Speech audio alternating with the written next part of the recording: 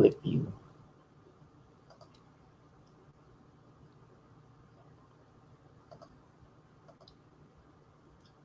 Okay. Yeah, okay. So I guess we're live. Awesome. We've got a few people in already. So hello. Let me tweet out.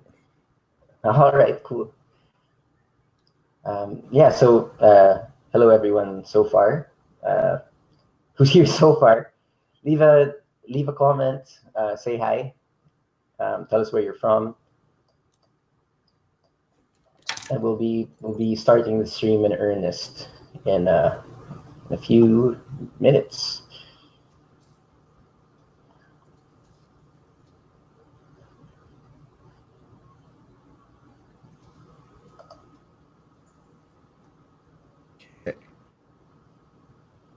So I can't see comments in this BeLive.tv, but I'll go to if I go to the Facebook page, then I can see them, right? Yeah. Okay. Yeah, unfortunately, it's only I can see them from the, okay, there we go. The window. Hello, Danny. Yeah, hey Danny, how's it going? No image, no sound. Image, no sound. Oh no. Okay. Okay, so let's see what we can do about that. It sometimes takes a while for it to. Okay, so I can see that.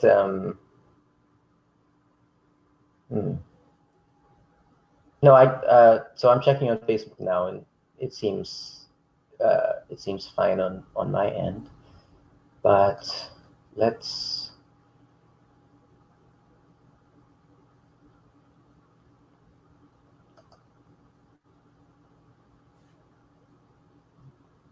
Okay, so let me just check some Facebook settings. Anyone else having the same problem? Please let us know in the comments. Steven, good to see you. Looks like it's working for him.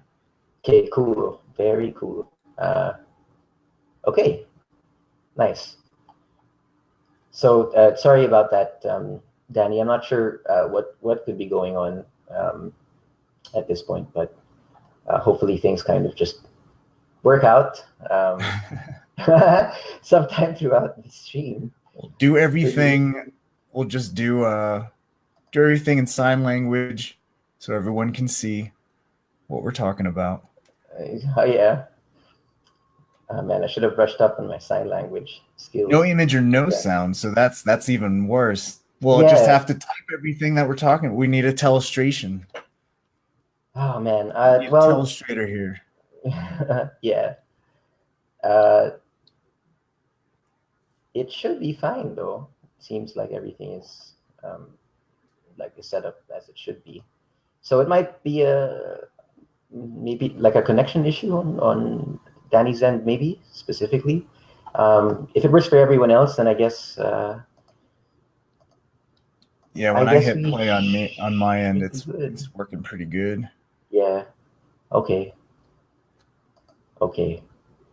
All right. So push all buttons. Yeah, I did actually just now. Poop, poop, poop. Please work.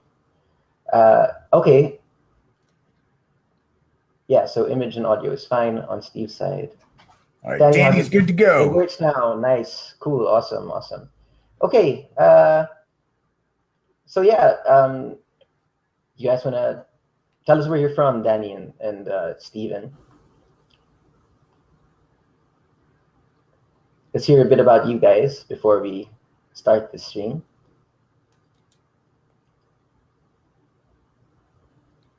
Let's see.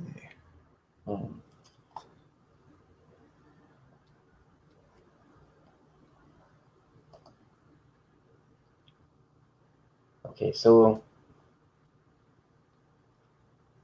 we've got a total of... Got Glasgow.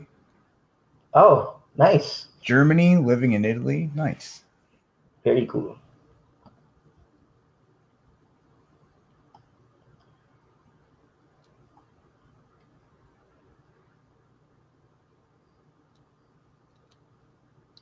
What part of Germany? I was just in Germany a couple months ago. Oh, really? Yeah. Yeah, we was on vacation, went throughout Europe. Oh, nice. Um, went to southern Germany mainly, Munich, Zugspitz. Went to the top of Zugspitz. Okay, from Munich, nice. Love Munich. Drink a lot of beer and a lot of good beer in Munich. Mm.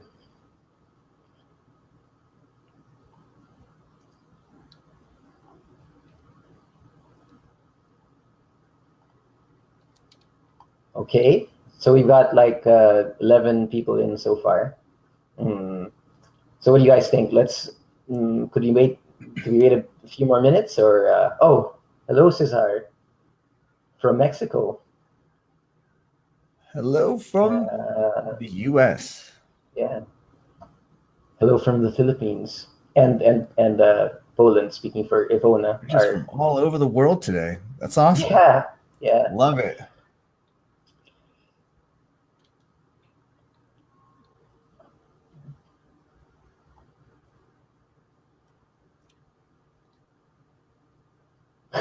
Okay, so yeah, I think the room is filling up.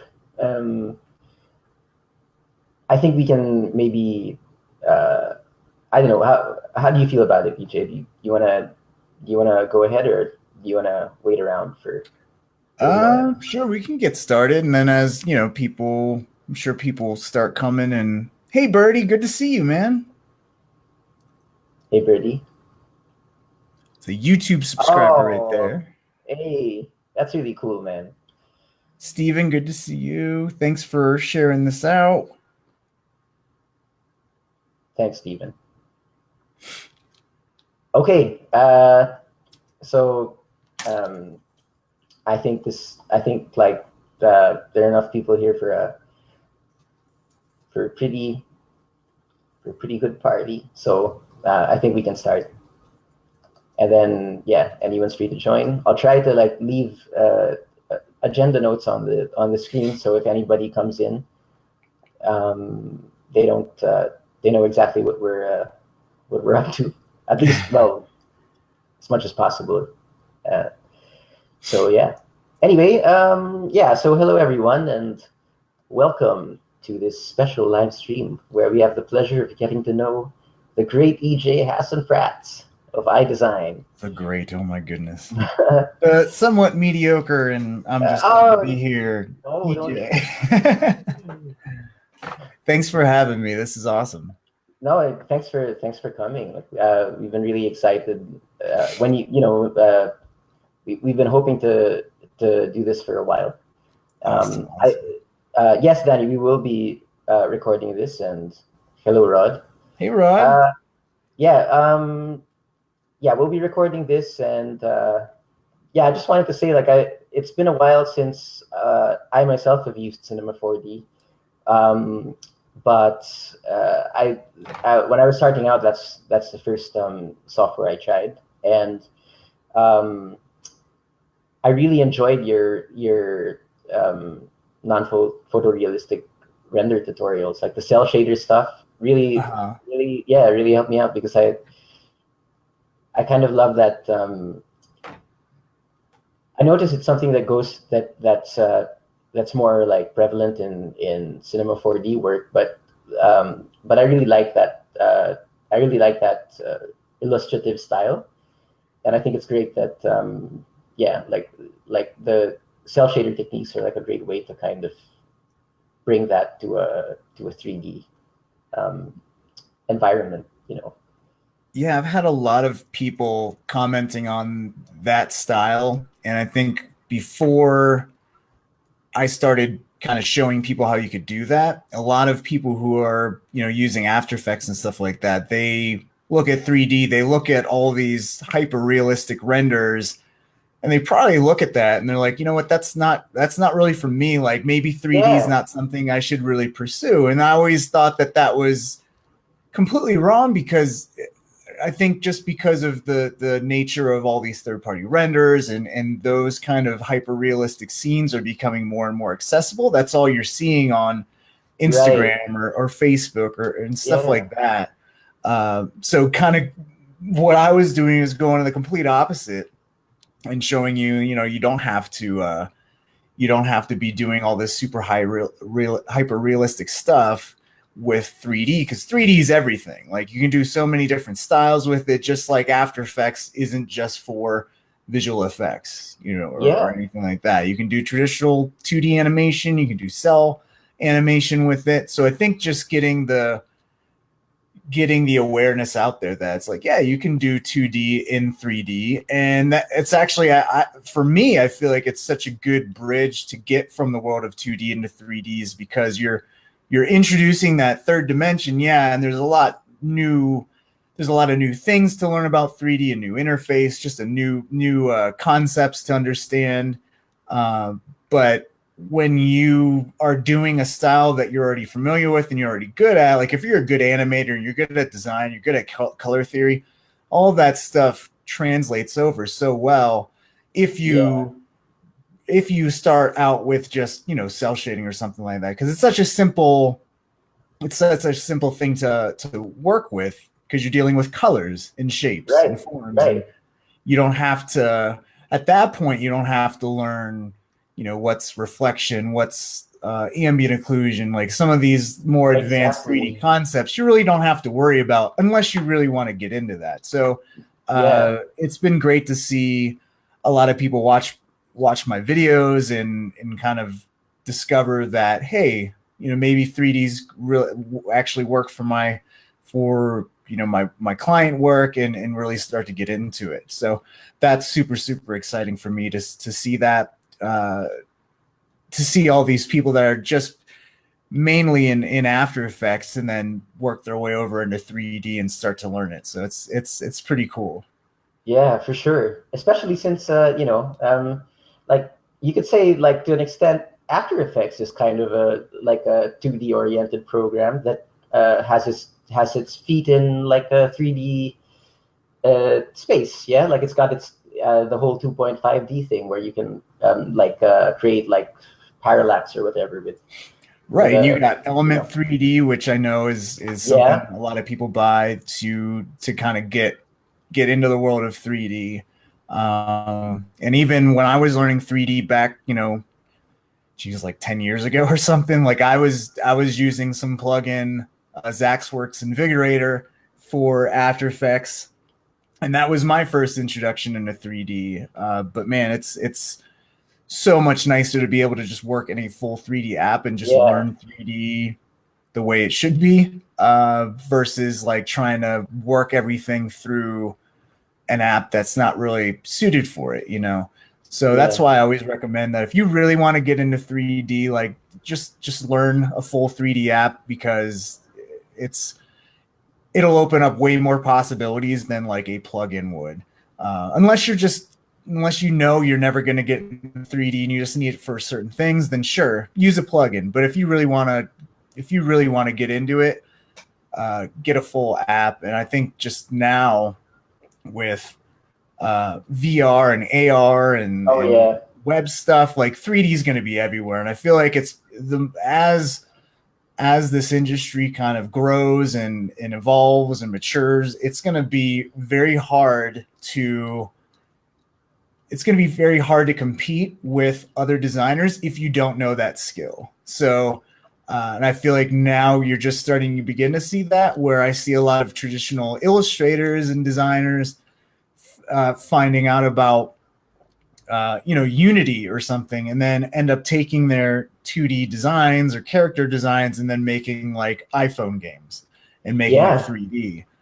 So it's really exciting. It's a pretty exciting time to uh, be an artist, and especially with the new technology. Like, who knows what's going to oh happen? But I yeah feel like AR is definitely the next frontier. Um, yeah.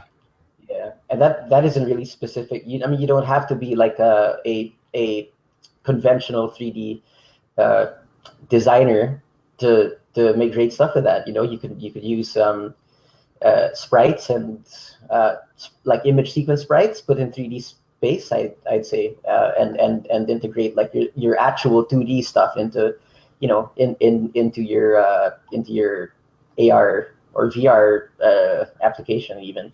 But sorry, like I think I kind of got ahead of myself. So again, okay. like, yeah, no, guys. So yeah, welcome again, and as you can see, yeah, we're graced with the presence of EJ. Uh, he's EJ Hassenfratz of Eyedesyn, the very modest EJ. But yeah, like as Birdie says, like you're the king of sketch and tune, man, and other things. So yeah, so like really, sketch and tune. yeah, so really glad to have you here. Just EJ is a multi-Emmy winning freelance motion design artist from Denver. Still, are you? Like, Yep, you still in Denver. Yep. Cool. Yeah, and as most of you might know, like he's contributed like numerous resources to the Cinema 4D and motion graphics, motion design community in general. So yeah, welcome, my good sir. Yeah, thank you for having me, and thank you everyone that's joining us right now. Yes, yeah. So thanks everyone for being here. Hope you're cozy. What's gonna happen in this stream is I've got like a few questions for EJ, but we'll try to keep it as brief as possible, so that you guys can comment your questions, and then at the next portion of the stream we can go through them, and EJ can speak into each of them, well, as much of them as possible. So yeah, stick around to the end, and well, that, you know, that's a yeah, to hear about like the questions you've commented, you can stick around till the end, and if you do, get a nice little gift from us as well. Okay, so Birdie has a question. So yeah, go ahead and put it in the comment, Birdie. We'll go through it. We'll go through it later on in the stream, and you'd be the first anyway. So yeah, we'll definitely have time to answer your question. So for now, people though, be posting their questions as we're going, yeah, just so we can save them for later. Yeah. Yeah. Awesome. Besides, if we could always yeah, no, actually, yeah. So just post your questions, and then we'll go through them. I think we'll be able to go through them all. So don't worry. Yeah, keep posting them, and we'll get to them at the end. A lot of good ones so far. Keep them coming. Yeah. I kind of want to go straight to them, actually, but okay, let's so I know that most people here right now are already motion designers, motionographers, but for people who join later on, or for people who watch the stream later on, can you tell us a bit about what MoGraph is, and what your job as a motion designer entails? What MoGraph is, man, that's it's like what's the alphabet, and trying to describe what the alphabet is. But yeah, that's actually a really good question. My aunt Elaine is in the chat. Thanks for coming out. So maybe this will be good. At least my my dad actually does design and stuff like that, and that's how I got into it, is for that. So yeah, so maybe I'll try to explain in a way that my aunt could even understand what the heck I do. I mean, even my wife like doesn't really understand what the heck motion graphics is. But basically, I would say, you know, motion graphics is a very broad term anymore. It used to be just, you know, if you were watching TV, you're watching broadcast TV, and say you're watching football or something, you see the 3D helmet logos come on and they bash together and explode or whatever.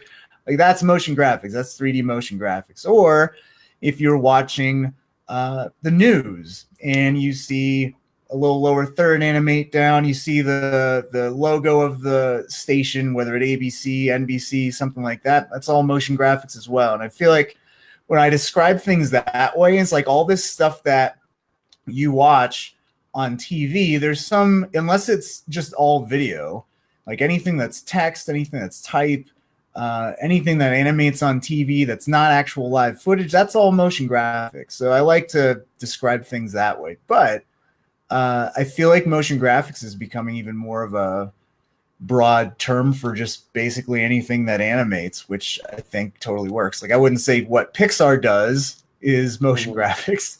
I feel like that's something completely different. But I mean, it's there. Well, I mean, if you consider people graphics and they're in motion, then sure. or like would you say like the Pixar idents, you know, like if you remember maybe the ending sequence of Like, Monsters, oh yeah, totally. right? Yeah. I guess that would be you could call that motion graphics. So like motion graphics and then computer, like CG, computer graphics. Like I feel like it's all under one big umbrella, you know. But yeah, like even for any movies, like I always say Marvel movies now, Oh yeah, like the intros and then the title sequences and then like the ending credits kind of stuff. Like Thor yeah, Ragnarok was yeah. super cool. Like That's just awesome. the whole aesthetic for that was so cool. Yeah, So I feel like now, I feel like everyone's seen and experienced motion graphics. They just don't know that that's what that's called. I think everything gets lumped under CG because everyone watches movies and everyone's heard the term CG because, you know, like, oh, is the Hulk CG? Well, yeah, of course the Hulk CG. Or like, was yeah, that real or was that fake? And now we're getting to the point where like you watch new Star Wars movies and you have a CG Princess Leia when she was younger. yeah. Maybe that's a spoiler alert for some people, but yeah, I think it's becoming more and more of a thing where it's not so obscure to talk about now just because it is so prevalent in a lot of just pop culture. And even when you watch or you scroll through Instagram now, there's advertising there, and so it's not only broadcast, it is all over the web. So you're also seeing ads on Instagram and things that you'd be doing just for broadcasts is now for that media as well, or Facebook or whatever. So it's all over the place now. Yeah, totally. And which is actually really cool. I'm personally really glad to have seen it become such an integral part of like the film industry. You know, like Marvel films exactly. Like they like everything. Like I stick around for the. I think I'd stick around during the end credits for the. I don't know if you'd call that like a title sequence. Well, no, it's not the end credit sequence. Yeah, I'd stick around for that. Right. Sometimes even more so than the post credit stuff that happens at the end. Yeah. Because it's amazing what people can do now. Yeah, and there's so much more of an emphasis on that, and I'm not sure if I feel like it is because of Marvel, because they were the ones that invented the whole after credits scene, thing. So like everyone's sitting through that. Before that, did anyone stick around for credits? Like credits were basically your black screen scroll in the white scrolling text, and that was it. And like, who wants to stick around for that? It's just a bunch of people's names. But now it's so artistic and so visually interesting that it's part of the entertainment of the whole movie as a whole. So really and I didn't even think about it like this, like Marvel, it actually kind of made the title sequences relevant and even end credits sequences relevant, because no one even invested in any effort at all into the end credits because no one stuck around after that point in the movie to watch that. So it's kind of cool that one movie studio kind of changed the game as far as that comes. Where for sure. Now you have now it's like I watch Star Wars, like a new Star Wars, and you want to stick around after the credits, and you have to remind yourself like, oh wait, this isn't a Marvel movie. They're not going to have anything, Yeah. So and it's always. What's great about? Oh, sorry. Oh, go ahead. No, I was just gonna say, what I really enjoy about and what I think like motion, like the people who do that stuff would really really enjoy now, thanks to Marvel, is like there are more opportunities for motion designers, motion graphics artists to um, to expand like the storytelling aspect of their work. I mean, naturally, like you could animate like some you could do a typography thing, and there could be it could be loaded with storytelling. But I mean, like going back to Thor Ragnarok and thinking about how the end credit kind of like it kind of acts as a summed up like narrative of everything that happened in the movie. Right. In that really, but like kind of really bringing home that like that new look that Taika Waititi was trying to achieve, right? Like the retro kind of um, vibrant colors, and then the two tone, yeah, like the things that little nuances, I guess, in that sequence, in that end credit sequence, that really just yeah brought the whole idea home. I mean, in terms of story and like the visual style, you know. So Right. Yeah. yeah. And like Spider-Man, where it like the end credits Oh for yeah, that, like the new Spider-Man. yeah, yeah. I feel like we're on our like fifth Spider-Man I know. series, It's but insane. I had the opportunity to actually like see some of the guys that worked on that end title sequence or have them talk about it, and it was just cool how they were inspired by all the sketches you do on the back of your notebook when Yeah, you're in high school or middle school or something like that. And that was basically the whole, like, it was Spider-Man Homecoming, so it all took place in yeah, high school. So it's just really cool just to see a movie branded in a way graphically that artists have the opportunity to do that kind of thing now because people actually watch it. So the studio will actually invest in making it look interesting, so you actually do stick through the whole title sequence.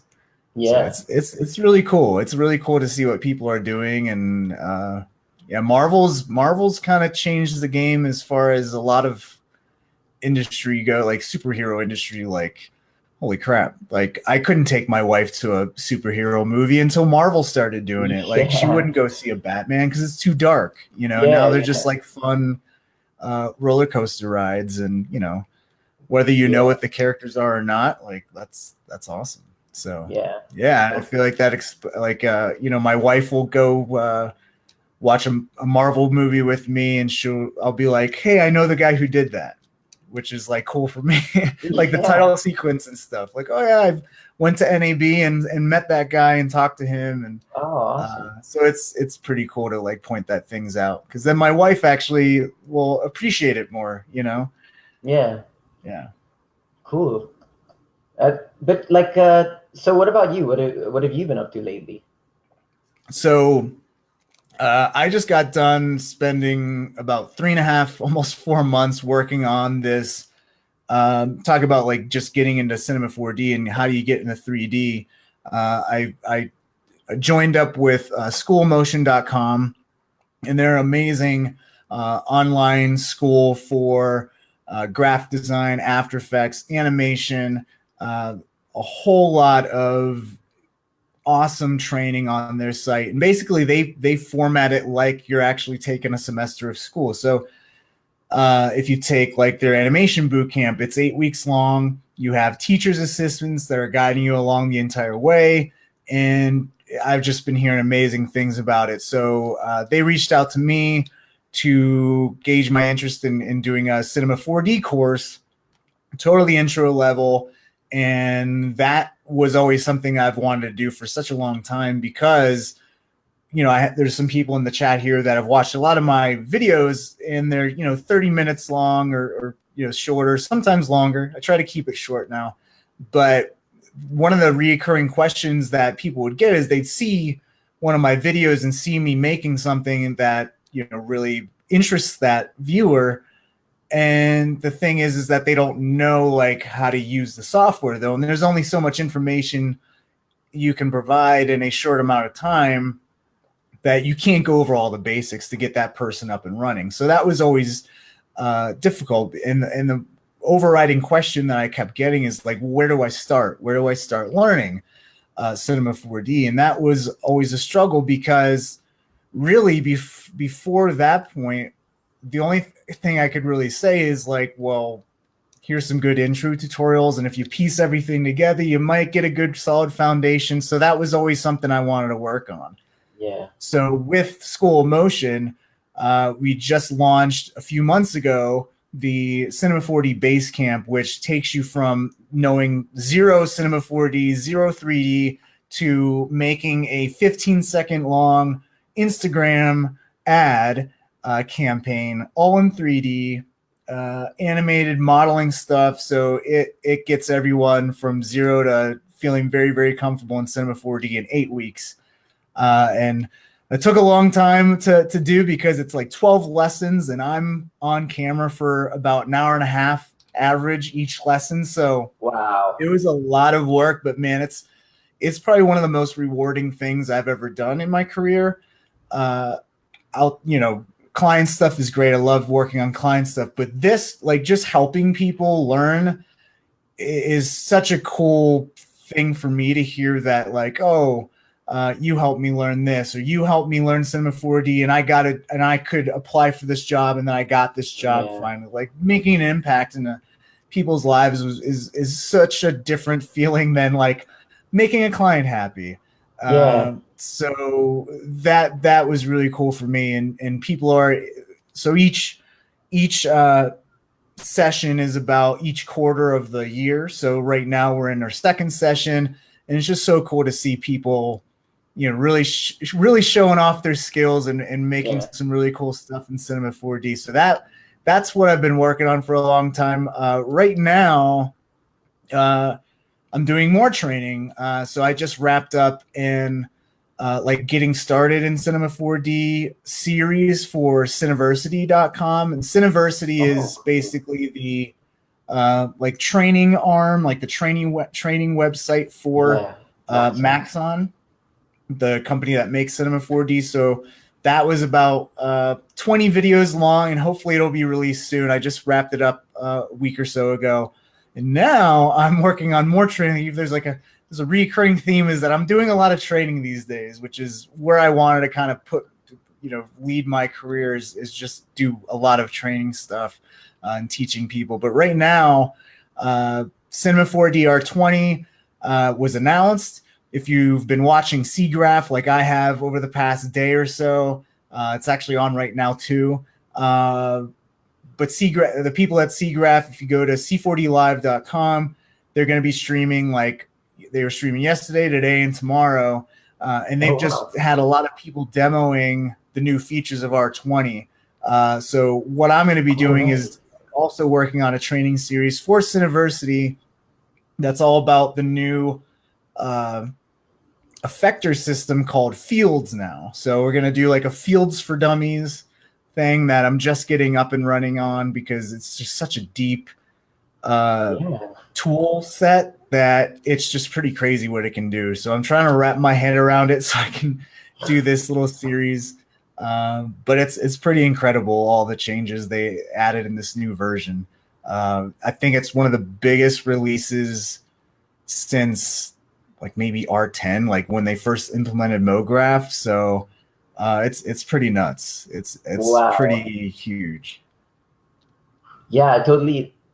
That's right. R20 is like on the horizon. So yep. Wow, that's really cool. Yeah. So I mean, I guess like so we can get to everyone else's questions. I think like the last few things I'm going to ask you involve Cinema 4D, its place in I know it plays a major role in motion graphics, especially because of its MoGraph tool set.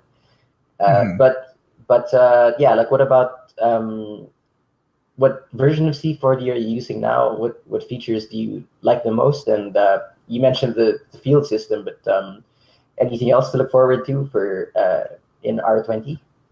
So yeah, I've been using R20 for the past month or so now. Oh, I'm on whoa. the beta Okay. team, so yeah, I got this Cool, early cool. access to it.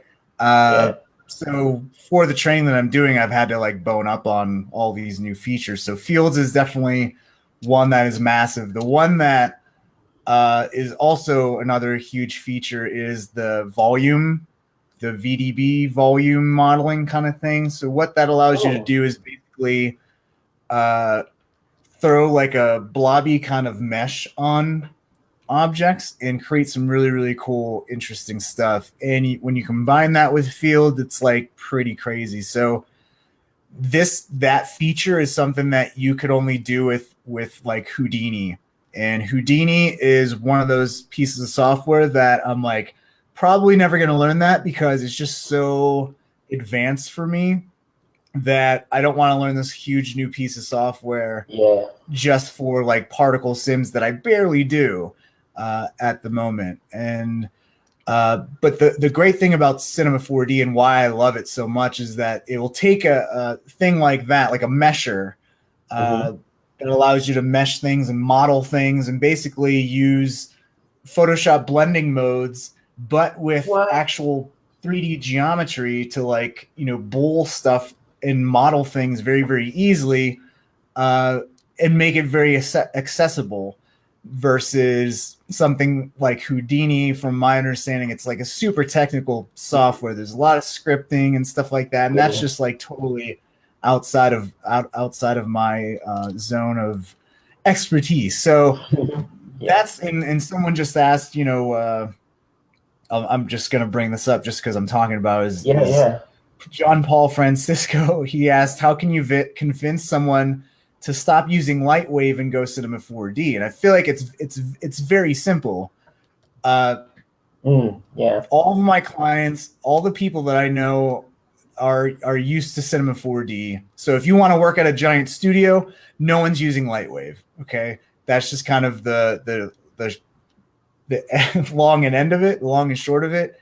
Uh, and I recommend Cinema 4D to anyone that's beginning to use 3Ds because it's so accessible and it's so easy to learn. The learning curve is so short that if you're not super technical and you want to learn 3D, like I can't honestly offer up any other kind of software that I would recommend for someone because I feel like unless it was for Cinema 4D and the MoGraph tools when they released it when they did, I might not even I might not even be into 3D if all my options were Lightwave and 3D Studio Max, just because there's so many, like I said, with Houdini, like I'm not going to learn it because it's so technical and I don't enjoy working in that way. So I'm not going to do that. I'm not going to learn that. And if 3D was that same way, I would not enjoy working in that software. So I would not enjoy the work I'm doing or the jobs that I'm doing. So I probably would have never left After Effects because at the end of the day, I consider myself a designer and an animator versus a programmer or someone Right, like that or a right. developer. So that's kind of the long end of it is if you're on Lightwave or uh, any other kind of software. I think if you want to be relevant in the industry now, like you have to be working on one of these main 3D softwares that major studios are working on. Because if you're seeing like, Man versus Machine, like they do amazing stuff. Like what 3D software do they use? It's not Lightwave. I can tell you that much. They're using either Maya or 3D Studio Max. They're using Cinema 4D. They're using Houdini. So it's just uh, it's just a no-brainer for me that people who are learning 3D like get into Cinema 4D, especially if you want to go freelance, just because that's what everyone's using, and there's a That's reason true. for that. A Yeah. lot of people I know that are in school and they're learning 3D Studio Max. It's not because they chose that; it's because a lot of schools still teach that because that's the software that they got hooked up with for free, and Yeah. that's just what they're teaching. And I've found that as I've been doing like speaking engagements and stuff like that. But the thing is, when I talk to students, I'm like, oh, what are you using? They're saying 3D Studio Max, or they're saying Lightwave, or Maya even, and Danny just brought that up. Yeah. I'll show them like, hey, in Maya, how do you do this? Like, how do you do dynamics? And they're probably like, oh man, you got to do this code, and there's all these settings for it. And then I show them like, you know how easy it is to like apply physics to your objects in Cinema 4D? You add a tag, you hit play, bam, it's done, and they're blown away. So I think with Maya, that's something where if you want to go into Hollywood movies and work on VFX and stuff, like Cinema 4D is probably not going to be free, because it's like Houdini stuff. You need advanced, cutting edge, super technical things to accomplish all those kind of effects. And that's why a lot of people who are huge into VFX and work for Hollywood studios, they're using Maya, because it does do a lot of things that Cinema 4D can't. It's also way more complicated as well. So for motion graphics, Maya can't. It's kind of like the reverse, where it's like it's easy for Cinema 4D to motion graphics and animation, traditional stuff, and Maya really isn't equipped for that. But for the more advanced stuff, Maya is equipped for that. Cinema 4D might be missing some of those features. So I feel like it's all about what is your career path, because like we were talking about Marvel movies, for example. So like some of the more motion graphic-y stuff, like your title sequences, your 3D text, your end title sequence, or your end credit sequences, those are all pretty motion graphic-y. And Cinema 4D probably takes care of 95%, 99% of those kind of things. But for all the visual effects that actually happen in Marvel movies, that's probably a lot of Maya and like super, super advanced things, and maybe even proprietary made things just for specific uses. So yeah, it's kind of funny how there's that difference, and each software has their place.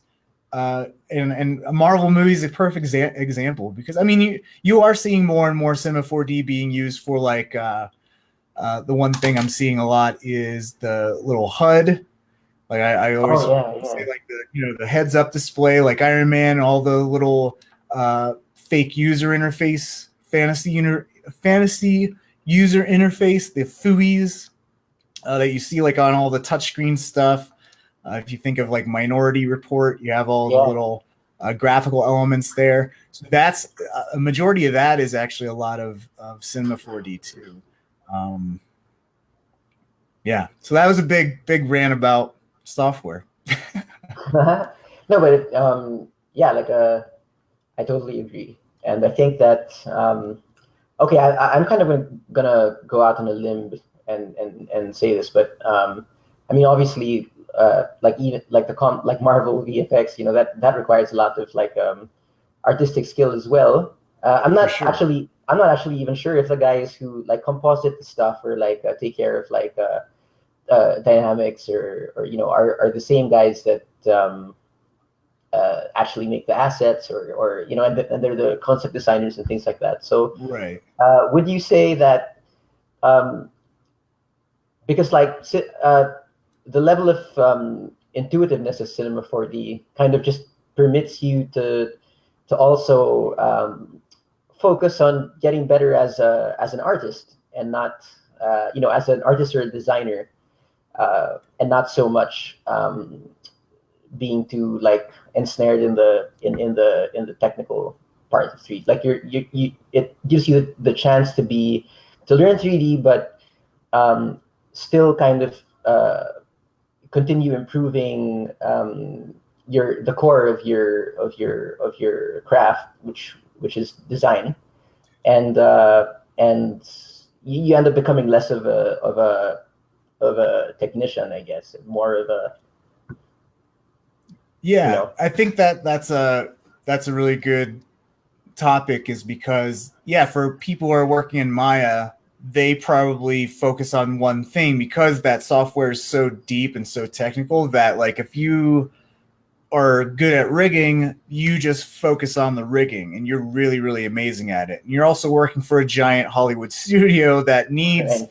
that kind of like one of the top 20 riggers in the world. Like you're working there and you're working with that software. But for a lot of the people that I know doing motion graphics who are running their own studios or running their own freelance businesses, they need the flexibility to be able to do everything. So that's where I feel like Cinema 4D has really found its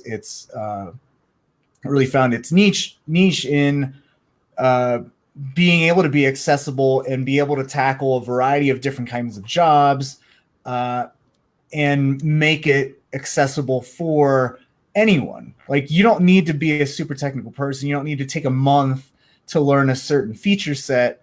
Like you can get up and running with, like I was watching the SIGGRAPH videos yesterday. You can get up and running with those new features like fields and the volumes and VDBs like that. But it's such a deep thing that if you really wanted to get into it and be super, super technical, you can get that.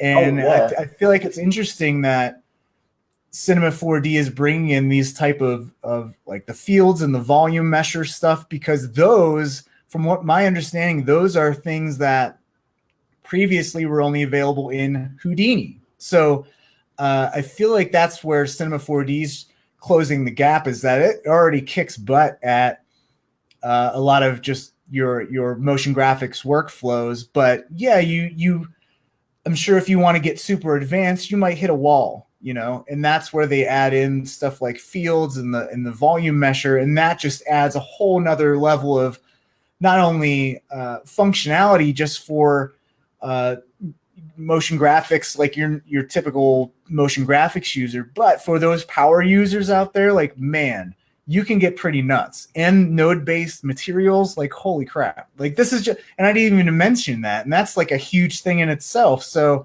I feel like Cinema 4D used to be looked at as like, oh, that's only for 3D text or for shiny stuff, da da da da.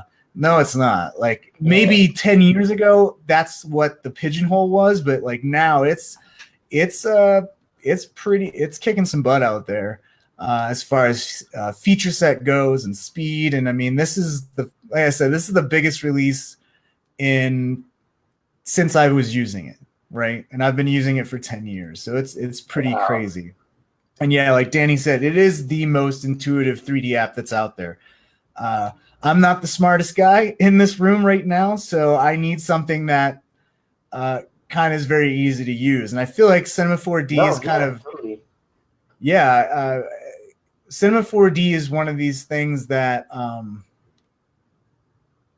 if it wasn't accessible, it's kind of spoiled me, because if I'm working on something in After Effects and the solution's super technical or way roundabout to get there, I'm like, no, it should just work, because that's how I work in Cinema 4D, and Yeah. that's just how things work. So I feel like working in an app like Cinema 4D that is so intuitive, that is so easy to use, it's kind of spoiled me, where I look at things like Houdini, I'm like, no, I'm not going to learn that because it's too Yeah. complicated. So I'm just going to wait until Cinema 4D, integrates that kind of feature into its software, and then I'll learn it. Yeah, for sure. Because I mean, like I I think that like any piece of software's goal is to make the user experience as smooth as possible anyway, right? So Yeah. like if I mean if you think about it in like a kind of a super like long-term kind of big picture way, I guess like the I mean if you were starting out from scratch but you wanted to like make, let's say you wanted to be a motion like a motion designer or a designer with 3D, like you'd want to spend most of that time like improving the core skills, that Right. your art background and things like that, instead of spending like months trying to like craft like a feature set in a super complicated program that maybe a year later will be super simplified to the point of like, so that if you had learned it that year later or sometime later, it would have been so much easier and your time would have been half. So yeah, like I really like I really appreciate Cinema for its for giving that. I mean, I started with it as well, and it was a really great. Yeah, like I don't think there would have been any other better place to start. Any better place to start, basically. Right. Yeah, I mean, when I was in college, I opened up I opened up Maya, and I looked at it, and I'm like, I have no idea. And basically, what I was thinking is like, if this is 3D, maybe I don't want this, you know. Yeah. So, I mean, this was 10 years ago. I'm sure it's way more intuitive than it was then. But like, even if I would have opened Cinema 4D at the time when I was uh, in college, or in college, I probably would have opened it, and it wouldn't have had the MoGraph module stuff, and I would have been like, I don't know, like, I don't know how to, like, I don't know what's going on here. So I feel like when I had the need to learn 3D was exactly the same time that the MoGraph module stuff came out for Cinema 4D and the After Effects integration. So I just feel like for me, in my career path and my learning path, it was like a no-brainer. Like, oh, it's accessible, it's got this feature set, and it's integrated now with the app that I work in 99% of the time, which was After Effects. Like, for me, that would just made sense. And I feel like ever since then, it should be the same for everyone else. Like, a lot of people get into motion graphics and they first learn After Effects first and then do 3D. Yeah. And I'm not sure if that's really changed all that much. I feel like if you get into 3D right off the bat, I don't know. Like, I feel like if you're animating and you went to school and you learned how to do traditional animation or your animation fundamentals or design fundamentals, like, 3D is not the best place for that, you know, to work on those core skills, because of the fact that 3D, even Cinema 4D, which is so intuitive, still introduces all of those 3D concepts that are core 3D fundamental concepts that you need to learn. Like, you really don't have to learn about lighting or texturing in After Effects. It's more, what's composition, what's good design, what's good color theory, what's good animation fundamentals, and you really don't have to be that technical, you know. But 3D, just the nature of it, it's more technical. That's right. Yeah. Yeah, totally. I mean, but yeah, so still though, like, all things considered, props to cinema for. Oh yeah. No, yeah. I think they paved the way for, like, if like, I'd say, even, like, I'll say one thing about, like, in all the time that I've, like, in that beginning stage when I kind of, like, was shopping around for, like, a software to use, like, one thing I noticed about cinema was, like, it crashed the least.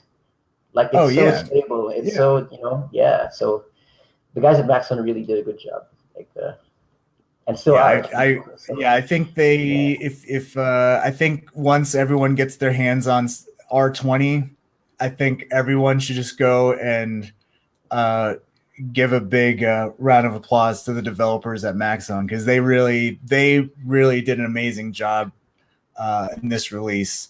And I know a lot of people complained about, like, oh, maybe R18 was pretty weak release or whatever. Well, they were working behind the scenes on this stuff, and man, did they knock it out of the park with R20. It's massive, and I feel like it's going to change the industry the same way that the MoGraph module changed the industry when that first came out 10 years ago. Like, that's how big this release is, and I feel like I've been using it, and I've been learning more and more about it. And I feel like every week when I get a deeper understanding of it and see what someone who's more talented than I am discovers about the field system or volumes or how to use them together, like, it's pretty nuts how this is going to be such a game changer and really change how people work. It's pretty exciting.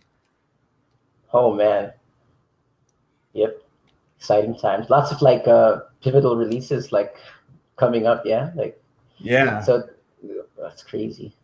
But yeah, like, looking forward to when's it due? Next year, 2019, or when does it release? Yeah. Should be very soon. Usually, the release dates is like early in September, so it's just a few weeks Oh, away, I whoa, would assume. Yeah, whoa. so it's coming. It's coming soon. So I got just today. I bought the Hello Lux Learn Fields uh, training, so it covers it basically. Tim Clapham is amazing, and I feel like he was the guy who really uh, was the game changer as far as what you could do with the MoGraph module when it first came out. And I feel like he's that guy that's on the forefront of all the R20 stuff too. So if you don't know about Tim Clapham and Hello Lux, like I'm going to type in the comments section, but if you don't follow him, you need to start following him if he's if R20 is in your future. I'm just gonna put that right in Sure. there. Follow this guy. Yeah, All there he right, is. cool. Yeah, so I just bought all of his training, and I can't wait to dig into it. But yeah, it's going to be huge. It's pretty exciting. Nice. Wow, that's yeah. I honestly haven't really been keeping track of like the new cinema release. The last one was like R19 was pretty like the viewport like improvements to R19 were pretty cool too. And I didn't think R20 it didn't seem that long ago actually. Yeah, well, Yeah, I think that's the thing is like R19 was like even R18 or whatever version they released, they added a few new effectors. Like the push apart effector was amazing, and I use that all the time. The Voronoi fracture is really awesome. The connectors is really awesome, but those were very not simple, but they're easy to understand things like, oh, fracturing. Okay. And that's right. super easy. And yeah, I could do a ton of stuff with that. And the new effectors, like, okay, that was a nice addition. Push apart, that's very self-explanatory. R19 with the viewport stuff, that's something where that surface level kind of stuff where you activate and it's like, wow, that looks amazing. Yeah, But it's not been something that is totally going to change the way that you work. Like fields and the volume stuff is totally going to change the way you work in Cinema 4D. And it's so for me, like I'm trying to wrap my head around like just all the things you can do just because like I'm familiar with all the things that the MoGraph module currently does. And yeah, this just takes things to the nth level where the possibilities, like my mind is just oh man. exploding with just all the possibilities out there. Uh, so it's pretty crazy. Like I'm almost wondering if I wish like how does someone that doesn't know 3D at all, like not doesn't know Cinema 4D at all, and they get introduced to the system, is it easier for them to learn fields instead of like learning the old way and now trying to learn the new way?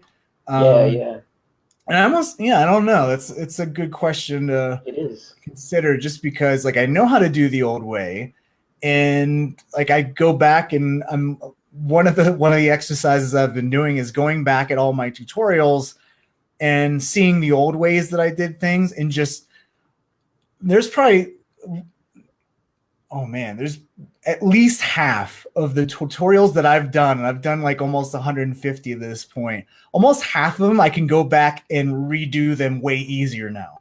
Like it's that Oh, crazy. wow. Yeah. Yeah, it's pretty nuts. Like ways that like, oh, this you can't really do this, but here's this like hack together Workaround. little Yeah. workaround using the existing tools to get this kind of effect.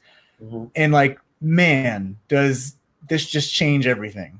Like that's how huge it is, you know?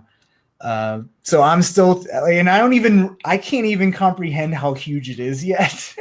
Just because I Yeah. feel like once it's released into the wild, we're not going to fully understand the depth and breadth of what those new features add to the table as far as creativity goes until a year from now. Like once you start getting this in the like all the talented designers and animators out there and they start creating with it and you wait a year and you just see like wow, like I didn't know you could do this and this with all that stuff. And for as much as you thought you understood what those changes meant you were just skimming the surface. And I feel like that's the point we're at right now, is we're just skimming the surface of what we think is possible, but we just haven't seen anyone use this stuff yet. Just like when the MoGraph module first came out and all the effectors, like, yeah, okay, but when it first came out, you're seeing all these like obvious use cases for it, but there's going to be so many other things. Like if you think about how people use MoGraph 10 years ago to now, man, it's being used for things that even the developers of the software didn't even imagine it being used for. So I feel like that's the even more exciting part, is that I think I know what this means, but I have no idea, you know, like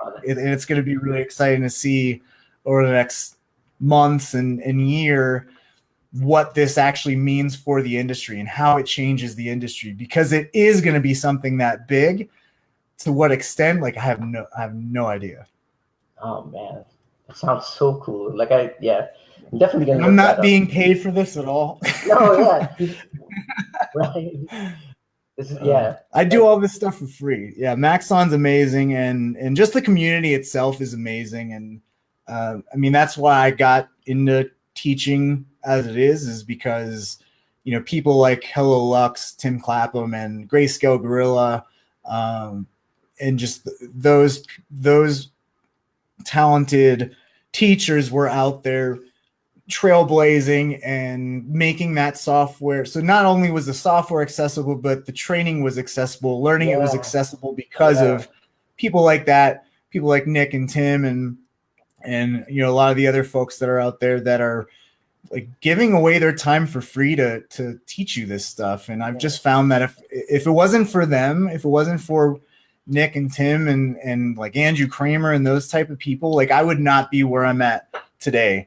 You know, they were like, I would not be talking to you. No one would know who the hell I am if it wasn't for them. So, and just for me coming from a non-design background, a non-traditional art background, to be able to introduce people that maybe would have thought that this isn't accessible for them, like that's such a huge thing for me, because I don't want, like, if I would have fell through the cracks and been like, oh, this is too hard, like, again, I wouldn't be where I'm at today. So being able to introduce people to 3D, and even if it is in a 2D sketch and tune style, but that's that thing that catapults them to their next phase of their career, and integrating 3D, like that makes everything I do completely worth it, is because I wouldn't have realized my potential without people showing me how to use the software or anything like that. So to give back to the community that's given me so much and allowed me to have the career that I have, like, hopefully, you know, with me doing all this stuff and make all these videos, like hopefully I help someone out, out there in the same way. So come on, man, like you're helping a lot of people out. Like I hope so. That's amazing. Like it's amazing to be. It's really cool that you like. There are people like you know, and like Nick from GSG and all those guys who kind of just, there's this culture of paying it forward. Yeah, like you gain the knowledge from someone before you, then you in turn like are, you know, the one that kind of pushes it along. And then, like, I don't know, a month or a year from now, like some guy is going to show up and cite you, and I'm sure there have been already, you know, like as I've actually had people that have talked to me and said, you know, I'm in school right now, I'm paying for college, I'm paying for art school, and your tutorials have taught me more than the school that I'm paying for. So like that's a whole nother subject, and that's kind of frustrating in a way, but it's cool to like make a difference like that, to be able to teach in a way that really clicks with someone. My wife's a teacher. She teaches special needs in elementary school, and she really inspires me to keep going on the path that I'm doing with training, just because I see like when you reach that breakthrough with the student, like she'll just say that's like the greatest feeling in the world. So when I have that with, you know, like the people in the chat right here, like I recognize a lot of their names. They've been super supportive of me, on YouTube and my videos and stuff. So again, thank you guys so much in the chat. It's always good to see your faces, your little avatars and your names. But it's things like that just make all the time and effort that I put into the training so worth it. And now that I have this comprehensive course on School of Motion that teaches Cinema 4D from the ground up, like I'm really seeing, like, over the span of 8 weeks, these students sign up for the class, not like never having opened Cinema 4D, and then just seeing them progress and grow and create some really amazing stuff in 3D because it's just a tool to express yourself, to express your designs and your creativity, and to see that open up new worlds for my students. It's just so cool to see, like way cooler than working on a big client project and making a client happy. Like that's cool. That's its own kind of like, wow, I've really feel fulfilled in that, and I did a good job and made that client happy. But like, man, going through this course, like it's been a life-changing experience for me, to be quite honest, to actually develop actual curriculum for 3D and see and guide students over 8 weeks learning this software is just such a huge rewarding thing for me to see that change, like such a drastic change in my students. It's just been a really awesome, rewarding experience. Man, that's really cool. So cheers to that, man. Yeah, cheers to that. Cheers to learning and growing and reaching your goals. Yeah. Wow. So sorry, I'm getting the feels right now, but no, but yeah. Man. Okay, so I think at this point we should kind of move on to like some of the questions that the people have asked. But I mean, like, we've gone through some of them already, so that's good. So one like last thing I gotta ask is, especially with this VDB stuff like happening soon, like how resource heavy, like do you think like projects with that would be, and for that matter, like how resource heavy like are your average projects? So the VDB stuff it can bog down your system pretty fast, just because you can get like it's kind of like subdivision surface in a way, but for way more complicated things. But actually in the viewport, it moves and grooves pretty good. For some of the tests I've just been doing though, like you need to bake it down first. So like if you're doing a render farm, right? Which, that's what you guys do.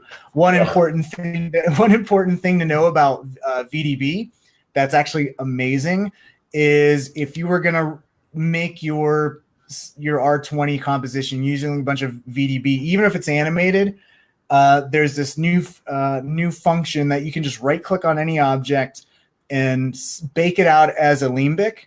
And you can either bake it out and delete the old object, or just bake it out and keep a copy of your actual volume mesh. And that way it's like super easy. It's baked out as a limbic, so you can save out that project file, shoot it off to GarageFarm, render that bad boy out, and it's super straightforward. It's really, really, really streamlined workflow to working with those kind of working with the volume meshers. Cool. Wow. That's got me excited. Like it's I saw that just today on the C4D Live. I'm like, oh crap, that's really easy. And you literally right click and you bake it out, and in a few seconds you have this baked out mesh of this like undulating crazy volume animation. It's pretty awesome. Well, okay, so Michal says, what's your so hardware config, like I guess what's your personal like rig like, and how do you optimize? Well, like you said, like it works like really well on the viewport, yeah. Oh yeah. So I'm not a good example of what hardware setup you should have. because I have a trash can Mac Pro still.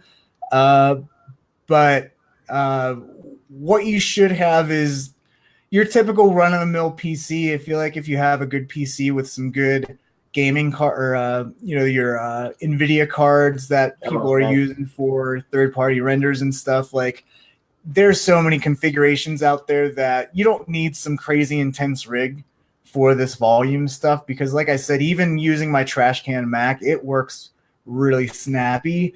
I think it's all about the level of work that you want to do. Are you going to be working like my buddy David Ariev, who does some tutorials for my YouTube page, that does all Octane stuff? He's got, we joke that he's got enough processing power to like launch a NASA spacecraft. Oh man. He's got a whole rig of all these graphic cards and stuff like that. So he's got a pretty tricked out system, but he does a lot of render intensive, hyper realistic renders. So if you're not doing that, then you don't need to kill yourself over all that extra hardware. If you're doing your typical MoGraph stuff, especially if you're doing like sketch and tune stuff like that, renders super fast. Like you don't need like I got my trash can Mac kicking some butt on that stuff. Danny was saying, I definitely recommend NVIDIA, because that's what works the best with all these third-party renderers. Some of them don't even support AMD cards. So for my setup right now, so my trash can Mac has dual AMD cards. Can't use Octane unless you get an eGPU that's running an NVIDIA card. So that's what I have. It's connected to Thunderbolt, connected to my system, and that's how I use Octane and stuff like that. Now, it's not as fast as like a PC system, of course, but for my uses, and like I said, I've been doing a lot of teaching and stuff anyway, so I haven't really hit a wall with that. But actually, as I'm like learning about all this volume measure stuff, and I'm like rendering something right now in the background that's taken a long time, like I'm like, I might need to go PC by the end of the year or something, unless Apple totally surprises me with something. But like when people that I've grown up with in this industry, and they've been the same way I have, where they're like, I'm never going PC. All those dominoes are starting to fall. Where one of my buddies, the Pixel Lab, Joran, he went PC a year ago. Heck, even Nick Campbell at Grayscale Gorilla, I think he's starting to learn PC now too. So I feel man, if Nick's gone, like, oh man, like I'm the last holdout now. So I feel like, if that's how this is going, then maybe by the end of the year I'll be on PC too. Just because at this point, really, I'm just hamstringing myself, and it sucks that you hold out and you wait for Apple to do something, but at the same time, it's like you can't wait around for a company to make something just for you. So, but from what I've heard, PC is a little bit of a learning curve, but like it's not. I mean, once you're in the app, it's fine. It's the same app. Yeah. Totally, so I have like a good support group for when I do want to go PC. That I'll be good to go. So everyone's dropping like flies and going to PC. So maybe I'll be that last guy standing, and we'll see when I actually switch over. Oh well, hey man, as far as like as far as GPU rendering is concerned, like come on over. Like we'd be happy to help you out. Totally. Yeah, exactly. And that's something where my buddy David, he's needed to do that for a while too, just because of the way processing is. Third-party renders are allowing you to get these, add on all these crazy render intensive effects and not have the crazy render times that used to be there. But I feel like when technology gets to a point and speed gets to a point, you're always trying to push it and push it and push it. So like you're always going to need render farms, because when you're allowed to do something and it's way more accessible, and something else is way quicker to do, you're going to add on some other effect that bogs everything down Exactly. again. So like when I was working, I started in local news. I worked for NBC and then ABC, and I was working there as the switch to HD happened, right? So right before that switch, they finally bought, this was like 2006, 2007. My company finally bought brand new Macintoshes. Okay. So, and it's been, the old computers we were using were like 6 years old. So like they never update. They finally upgraded, and man, you could render an SD comp like that. And Yeah. but then you went to HD, and then it kind of slowed everything down again. So like technology is going to keep advancing and allowing you to do more render intensive things. The same time that these We'll be graphic demanding cards and more of it. everything's getting faster and faster. Like there's some law or something that is like whatever you're There is allowed one to do. actually. Yeah, like it's called the some guy from Pixar, some Pixar figure coined it, I think. It's called the law Catmull of or something. Yeah. no, not Ed, but he called it like the law of constancy of pain, because so for so long as like hardware, like the advancements in technology keep coming, we'll keep demanding more of our machines. So things always just kind of, you'll never really feel the like, oh, it's 4 times faster, right? Because by then, like yeah. Well, it's like when you have a house and you have a basement of storage space, it's funny how you always seem to have just the perfect amount of crap to fill that specific space. So like whatever space you have, you're gonna fill it with crap. That's the law too. So I tell my wife, like, yes, we have the space, and it's nice to have that space empty. We don't need to fill every empty space with crap. Oh man, I totally feel that. Yes. Yeah. Okay, so I think at this point, so it's the moment you've all been waiting for, folks. It's time for the audience questions segment. Yes. So let's just let's. Have you been writing down the ones that have started off the top there?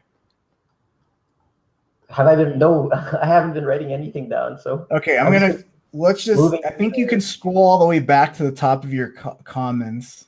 Yeah. Can you see what's the first one you see? It's Danny's hello, when he says we don't have image and sound. Yeah. So I'm all the way at the bottom. So Jay posted, and as new people are posting, it's cutting off the top. But Jay asked a question. Jay Roeder from Montreal, he was asking what was my inspiration to my style. Right. To be honest, it's a lot of like Nintendo really inspires me these days. Vinyl toys. I've been getting more into wanting to learn character animation, character design, and just modeling. So that's kind of where my path has led me, and that's what's making me creatively fulfilled right now. So I would say, Nintendo, old school Nintendo it really inspires me. There's some really amazing artists out there that are on Instagram that are really great. There's a couple of Mexican artists. One is Grand Chamaco on Instagram. Another one is Aaron Martinez. They do amazing character design, and I just love their style. Everything has this like nice plasticky vinyl toy vibe to it. So that's what's been interesting me for like the last year or so. It's just so fun. Then the question after that just got cut off, and then we can go to the other ones. Am I planning on using Houdini or learning Houdini? Mm-hmm. I think I answered that already, where I'm not, unless Houdini becomes super accessible and super easy. Like I said, I'm just going to wait until Maxon and Cinema 4D just adapts all those amazing tools into an easy workflow. Okay, you go. Yeah. Okay, so that's so those are some of the stragglers from the beginning there. Yeah. So there's one by so Yusuf asks.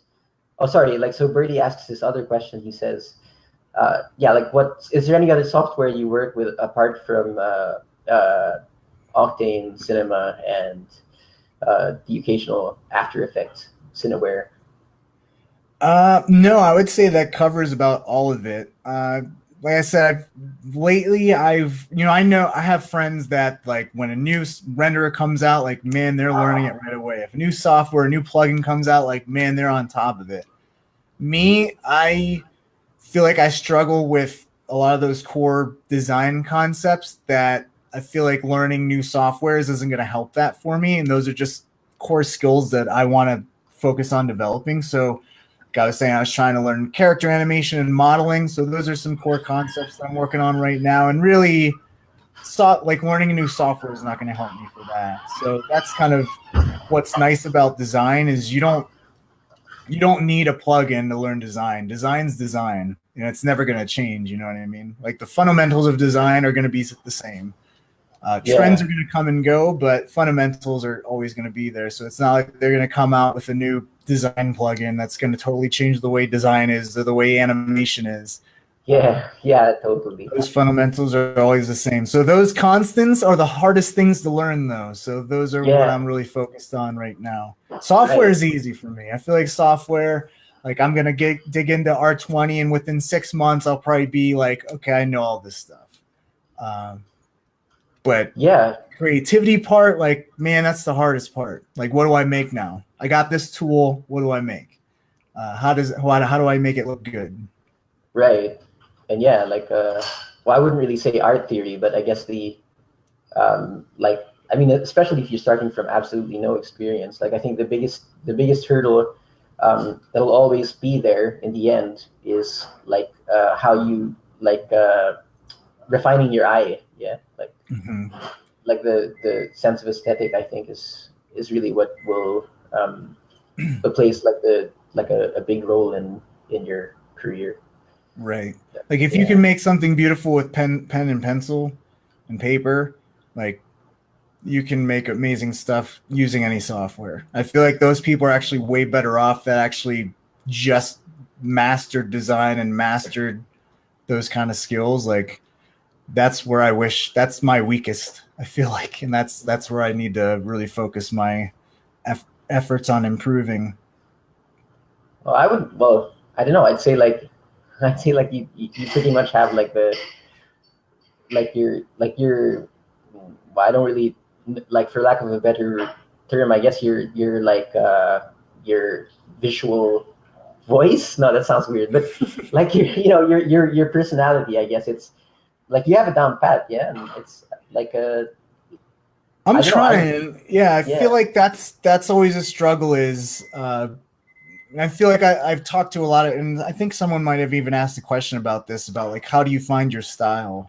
And I feel like your personal style is going to be a mashup of all of the things that you enjoy, Yeah. like you're not going to be happy working in 3D or anything if you have no interest in photorealistic renders and that's what you're like trying to learn, then why are you learning that? If that's Yeah. not what makes you creatively fulfilled, like don't learn something because it's a trend on Instagram. Right. uh, Yeah. Learn So it true. because you enjoy doing that. And I feel like once you discover like, okay, I made something that looks photoreal, I followed some tutorial, I'm not really digging this. Or you might find like, I actually love doing this photoreal stuff, and maybe Yeah. that's the avenue, that's the type of work I want to go for. That's very important. It's that exploration that's going to help you narrow down what do you enjoy doing? What's the work that you enjoy doing the most? Right. And kind of let that lead you. And the only way you can really do that is by just sitting down and just making a ton of stuff. Just creating a bunch of stuff.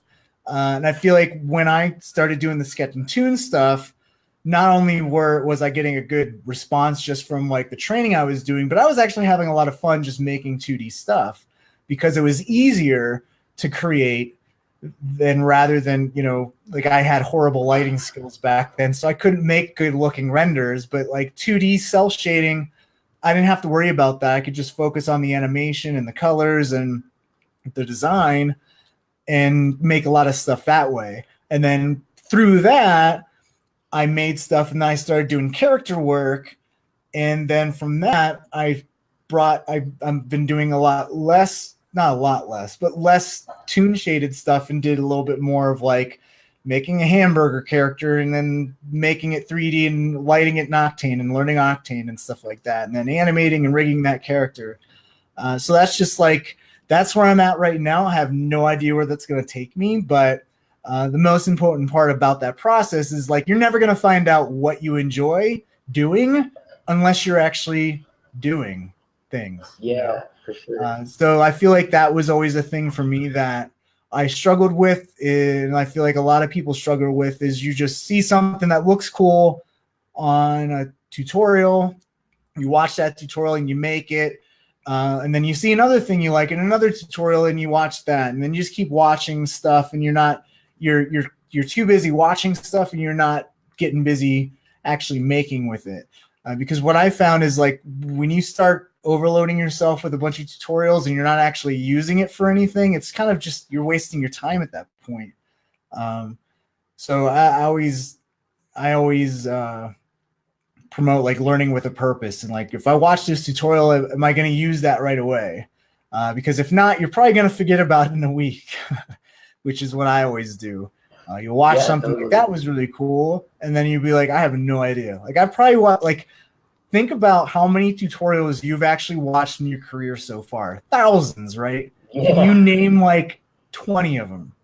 Like, probably not. Yeah, so it's yeah. Yeah, actually that's a good point. Yeah. So yeah, always learn with a purpose, watch tutorials with a purpose. Right. Yeah. And I think that kind of speaks into Yusuf's question, like after that, after Birdies, which was, he wanted to know what the steps were to be like a professional motion graphic designer like yourself. So I think like, that, basically what I said. Find out what you enjoy doing and really focus on that. So if you see like explainer videos and you're like, man, I really love to do that kind of stuff, and focus on those fundamental skills. I think where a lot of people struggle is like, you want to be a professional motion graphic designer. Let's parse those words. Are you a good animator? That's the motion. If you're not, you need to work on that. Do you know how to make good graphics and design good graphics? Are you a graphic designer? Are you a good designer of graphics? If you're not that, then you need to work on that as well. So the big thing that I think that I just want to give to people is you're not going to be a good motion graphic designer by learning Cinema 4D, okay? Because it's not what the tool does, it's what you do with the tool. So I feel like a lot of people have that backwards. And even when I was starting, I had it backwards. Like, I'm going to learn Cinema 4D and I'm going to make cool stuff. But I found out like I'm really good at learning the software and learning the tool, but I wasn't good at like actually making stuff with it and creating with it, like unique things to make clients happy. So when you view software as just another tool to help execute your vision and less of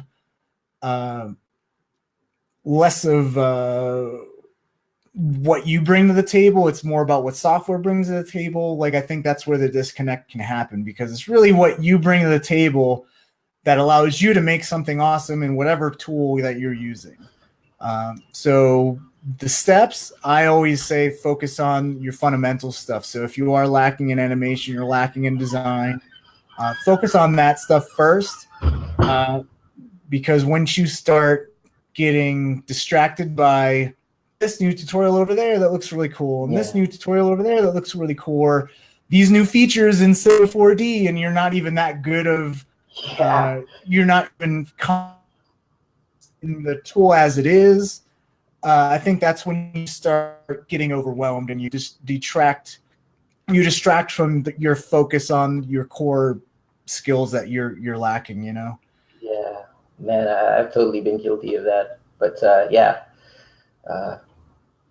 So. And I feel like a lot of people do that, especially a lot of self-taught people like myself, Hmm. because you see that stuff and it looks cool and you want to learn that, but Yeah.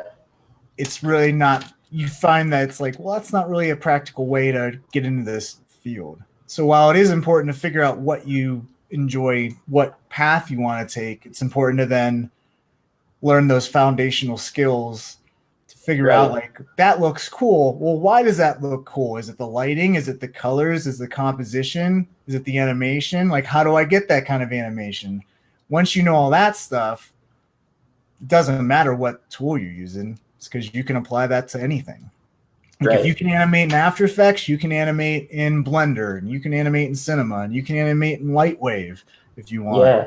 Yeah. So I think a lot of people lose sight of that because it's not the sexiest thing to learn, the fundamental design Yeah. skills, and Yeah. it's very, very hard too. It's one of the hardest things that I've tried to learn, and I'm still learning. And that's something that, like, as a designer or an artist, that's something you're learning and growing throughout your entire career. And when you think about Yeah. that, think about things that way, it's like, wow, that's like a life skill that you learn and you get better over a lifetime versus how long does it take someone to be proficient in Cinema 4D? Maybe Right. 6 months. Like, that's easy. That's easy stuff. Yeah. Yeah. True. Uh, yeah. So So oh, what one Steve. thing Yeah. that sorry, Jay, I just saw this reply that Jay did that was really cool in a reply to Yusuf was in response to what are the first steps, is he says, in my opinion, the first step is doing some work, doing some motion graphics. You don't become a blacksmith by doing some knitting. Stick to Nice it, get your analogy. work out, get some feedback. Um, yeah, don't get discouraged. That's very important. Yeah, for sure. And I'd say that, like, like that's one of the like, speaking into it, you like how difficult, how like unsexy it is to kind of work your, like, bring up your actual, like, art slash design game is, Right. you see, like you'd have to see, like look through, like, really good examples. Yeah, like you see, like, really good works of, like, art, really good works of design, really good use of, like, composition, lighting, color Mhm. combinations, things like that. And then like, with that in mind, you have to kind of consistently try to recreate that. But that, because it's like an uh, iterative process, you're gonna have to keep, like, it's like a sketch after sketch after sketch, like a photo after photo after photo, and then each Mhm. one is always kind of set against, like, it's it's always compared to that, all those great works that you've been seeing and studying from. So It's for yeah, it's sure, it's like, like it's not something like, yeah, it's not a bunch of tools, like a sequence of steps that you need to know to execute a function in a program. It's something that, yeah. yeah, it's a less satisfying answer if Yeah. someone's like, what's like when someone asks, like, oh, how did you do that, and you explain, like, well, 10 years of learning design. Like, most people are like, well, point me to the tutorial to show me how to do that, because Yeah. just the nature of the times we live in, you want to be able to learn something like that. And Yeah. when something's going to take a lot more effort, that turns some people off. Yeah. So yeah, it's the less sexy thing because you can't just be like, yeah, you want to learn what design is? Here's this 30-minute YouTube tutorial that's going to show you everything you know about design. You're going to nail it.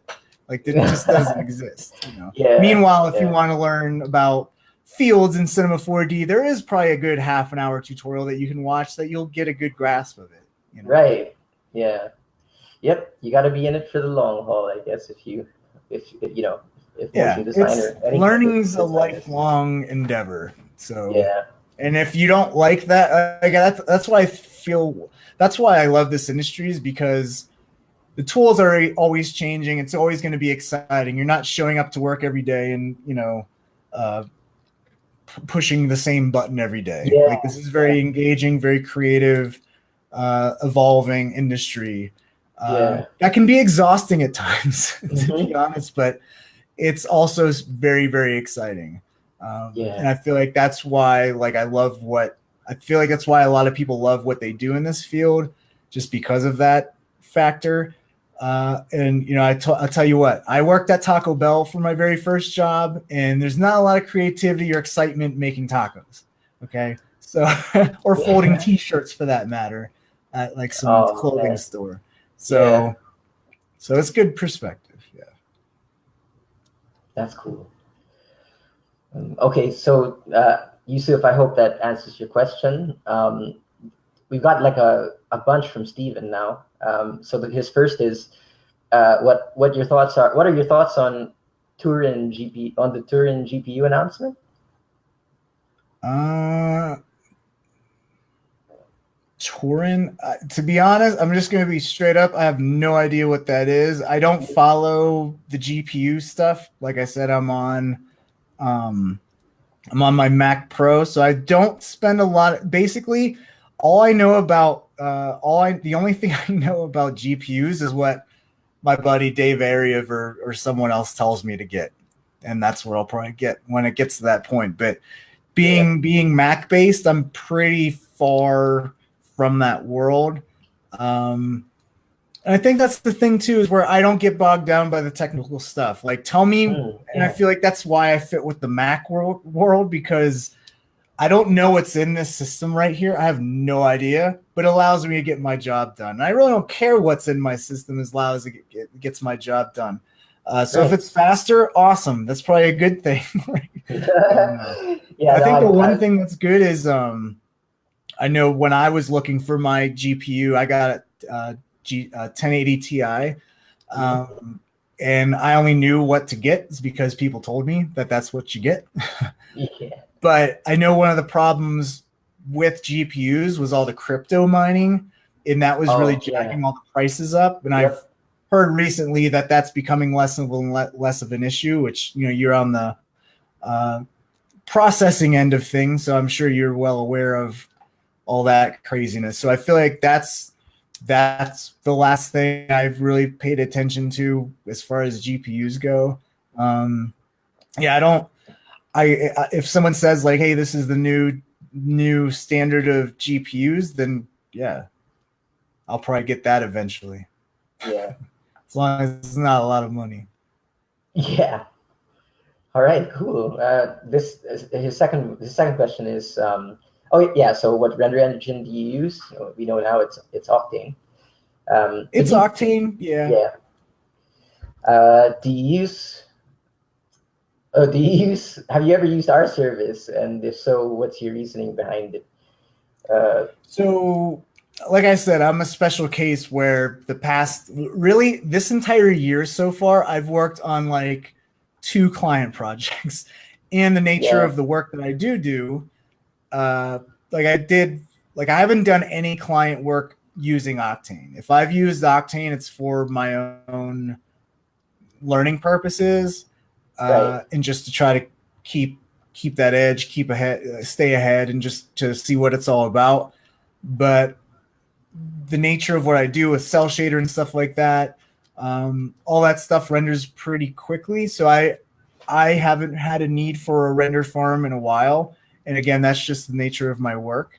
Um, but I feel like now, like we were talking about before, the need for render farms is probably going to be even more of a big deal just because yeah, as things get easier to process, people are going to tack on all these effects and they're going to need to come to places like GarageFarm and the like to get all that stuff done. So I think, and this is a good question for you to really get going, is like, so as far as our 20 goes, do you have any idea when you guys will be able to take those files and get them up and running to render on a farm? Oh, I'm pretty confident that as soon as it's out, we'll be able to like integrate it into our support within maybe a week, a couple at Okay. most. I think there may be things about like the baking aspect of that whole VDB system that we can work with to make it easier for users to submit their projects to us. I mean, there's definitely going to be new asset checking features that are going to have to be added to our plugin. But like the guys behind it are really great, and like they really love cinema. So I'm pretty confident that like they'd be the first to, like, they're probably just like watching the news and waiting for it to drop. Like they're probably like, yeah, they're probably like twitching when and can we like, launch this? yeah, just waiting Yeah. to get their hands on it. I'm sure, run some tests Yeah. and then start implementing support. So yeah, Cool. yeah, I'm pretty I excited think as that's well. the Like, biggest thing. Yeah. People yeah, want to know, when we buy R20, we fire up GarageFarm yeah, and you get guys to gonna be rendering. ready? You guys, yeah, Yeah. totally, Yeah. yeah, It's a busy time of year. yeah. So, So do you support, as I know, the one thing that I've gotten from the presentation so far is that Redshift seems to be, as far as farms go, they seem to have mhm. better support than Octane does. Is that any different with you guys? As far as like, what is everything supported pretty well as far as third-party renders? As far as GPU renders are concerned, yeah, like we haven't really implemented like a network rendering, like a network distribution system, yeah. But Mhm. we do have like GPU servers that we rent out, where you can install practically anything, and then yeah, you rent it out, and then you do whatever you want. So we support like Redshift, Octane, other GPU renderers in that Mhm. way for now. But things are gonna, like, we're in the middle of like expanding that. So uh, just we'll keep you posted. But All for now, right. if you wanna rent a server, go ahead. And if you specifically, EJ, like, are like wanna try out some Octane renders, yeah, we can hook you up with one. Like, um, if there's any available, just let us know. All right. I will Yeah, get some stuff cool. fired up. Yeah, especially if it's like yeah, like R20 stuff. If you got some, since you've got some scenes ready, like Oh yeah. we'd Yeah, love to test your stuff on I'll our, be getting to work on that stuff really quick. yeah. So cool. Looking forward to it. His next question is, in terms of workflow, are you multi-application or do you stick to C4D? So we've addressed that as well. Yeah. Anything you want to add to that? No, like I said, yeah, primarily C4D. Like I do 99% of my work there.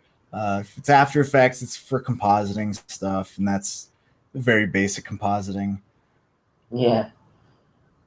Um, but oh, I've always like as far as like, how long would you say? Let's say you did some compositing in After Effects. Uh, how like how long a segment of footage can you work with, or what's the longest like clip that you'd let's say you were like you were compositing a sequence, like, how is that a thing, like would you, because I've heard some people say that, like, you you don't composite something over, like, let's say 10 seconds in AE. I'm not sure if that was a reliable suggestion, or you have any thoughts on that? There's been a lot, there's been a lot of things that I've done that, yeah, After Effects will be like the bogging down point of, not only will, so I did a bunch of 360 videos. Let's talk about that.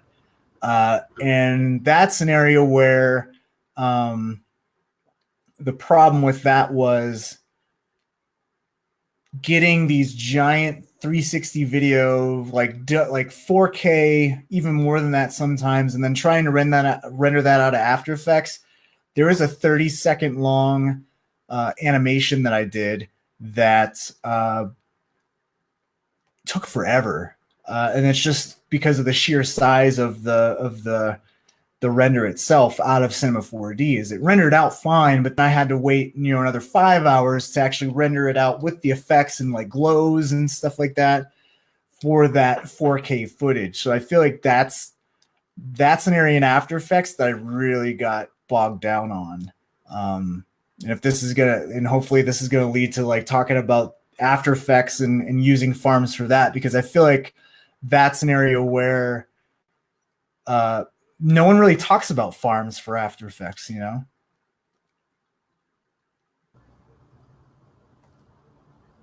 Hello?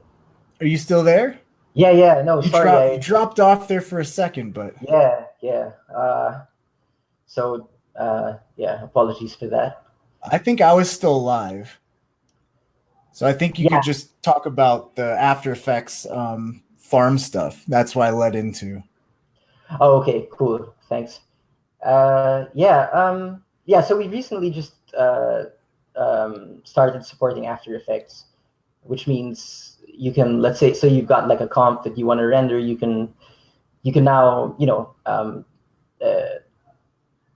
have every frame render on a separate machine, like simultaneously.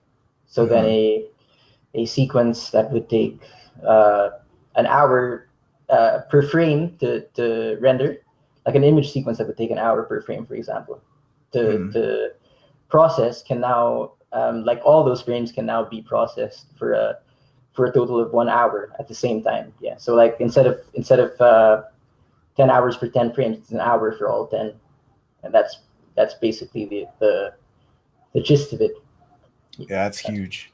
Yeah. For the 360 stuff, like I know that's becoming more and more of a thing, and I feel like that's an area where you just render out of there. Like even if it's 30 seconds takes hours, or even if it's 15 seconds takes hours, just because of the sheer size of the render. Yeah. And so that's what we're hoping to help with. So yeah. That's awesome. We're pretty it was kind of a surprise for some of us too, because like we normally only really support 3D software, but we've been getting a lot of like people have been asking if if we did any AE renders, and so our devs decided to do something about it, and now AE guys are welcome. Yeah, I think it's on that same technical level of when you go to 3D, there's a lot more technical stuff, and third-party render farms were kind of developed for that kind of thing. But I don't know if like farms were really geared towards After Effects back in the day as much. Yeah. It's funny because I know that it's not like you could, like you said, like you could, like 4K frames, like rendering an image sequence out like with a resolution like that could take pretty long. And the whole idea behind network rendering really is that if you're rendering in frames, that you can have everything happening in parallel, right, and cut down your time exponentially is the whole point. So if it can be done, like it doesn't really have to be limited to 3D software. It could be anything that needs So yeah, like I'm pretty excited to see what else we start supporting that isn't in that isn't like the orthodox in the list of software a render farm would support. So yeah, exciting times ahead. All in all, it's been a pretty eventful year, I'd say. Yeah. For in almost everything. Yeah. Everything. It's changing fast. Yep. Okay, so this is good. Like, if you had to recommend an artist, whom would you suggest? Steve asks. An artist. Yeah, like I guess like who's a favorite of yours, maybe, or whose work do you enjoy following the most? I think the character designers that I mentioned before, right. Aaron Martinez and Gran Chamaco. I'm not sure what his real name is. But they're amazing. You can find them on Instagram. Just as far as like just general work that I enjoy watching, it's like lately, it's just like such typical stuff. Like Man versus Machine and like the stuff that they do is really cool. And of course, Yeah, Buck, like those are always my go-tos.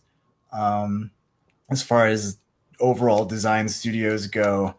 Um, Man, there's just I have so many people I follow on Instagram that it's becoming more and more of like I feel like I follow everyone, and there's just so many freaking talented people out there. It's hard to keep track. But I would say as far as like who inspires my work directly now, it's those two designers that I mentioned. The character art they do is just amazing. cool. And so like, uh, what's your favorite CG or MoGraph moment? Like what maybe is your favorite sequence right now? Oh, um,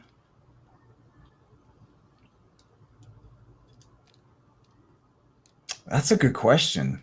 Yeah. Um, that's hard. Let's see. There was, I'm man,